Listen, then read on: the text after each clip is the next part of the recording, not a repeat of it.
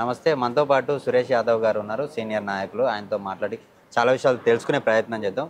చెప్పండి అన్న, యాదవుల కోసం ఒక ఇష్యూ నడుస్తుంది, ఎందుకోసం ఇదంతా చేస్తున్నారు? ఈ రాష్ట్రంలో ఉన్న కాంగ్రెస్ నాయకులు ఓట్ల కోసం యాదవులను మైమర్పించారు.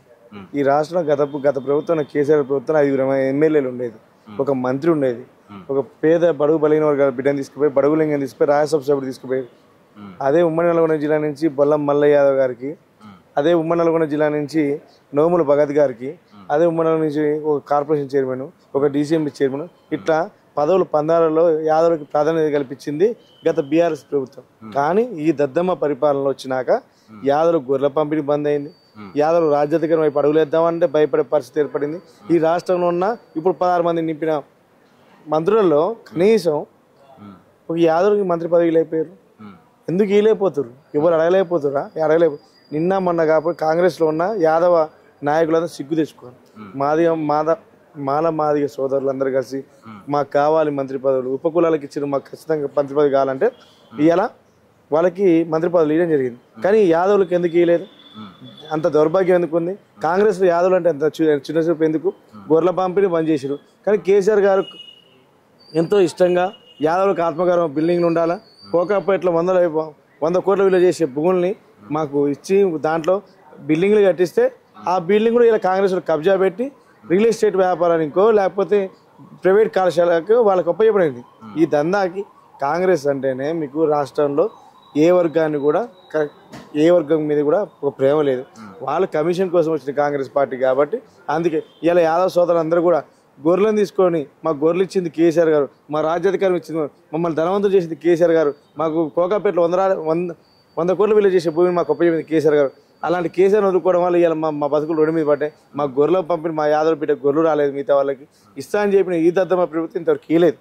దయచేసి కాంగ్రెస్ ఉన్న యాదవ్ సోదరులందరూ కూడా బుద్ధి తెచ్చుకోరి, అడుగురి మంత్రి పదవి మాకు కావాలి.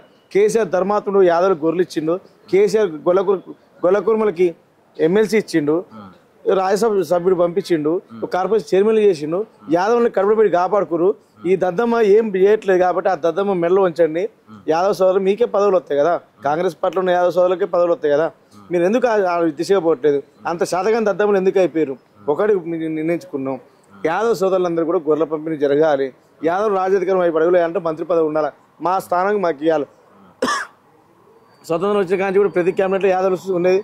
కానీ ఈ దద్దమ్మ పరిపాలనలో ఇప్పటిదాకా యాదవ్ స్థానం కనిపించలేదు. అంటే అంత చిన్న చూప. స్థానిక సంస్థల ఎలక్షన్లో ఖచ్చితంగా యాదవులు ఈ కాంగ్రెస్ పార్టీకి బుద్ధి చెప్తారు. ముఖ్యంగా మేము కోరుకునేది మాకు మంత్రి పదవి కావాలా, మా వాళ్ళకి కార్పొరేషన్ చైర్మన్ కావాలా, మాకు కావాల్సిన గొర్రెల స్కీమ్ బంద్ చేసి దాన్ని కంటిన్యూ చేయాలా. ఇవన్నీ చేయకపోతే ఇలా గాంధీ భవన్ పోయినాం, రేపు గొర్రెలు తీసుకొని ఈ రేవంత్ రెడ్డి బంజారీస్ ప్యాలెస్కి పోతాం, ఇక సెక్రటరీ పోతాం. మేము మాకు ఎంతవరకు వీలుంటే అంతవరకు కొట్లాడేద్దాము. మాకు గొర్రెలకు ఉంది, మేము అడవుల్లో తిరిగేటోళ్ళం. పొద్దున్నైతే అడవులు విషసర్పాలను బారిన పడ్డ అడవి జంతువులు ఉన్నా కానీ అదరకుండా బెదరకుండా గుండె మాది.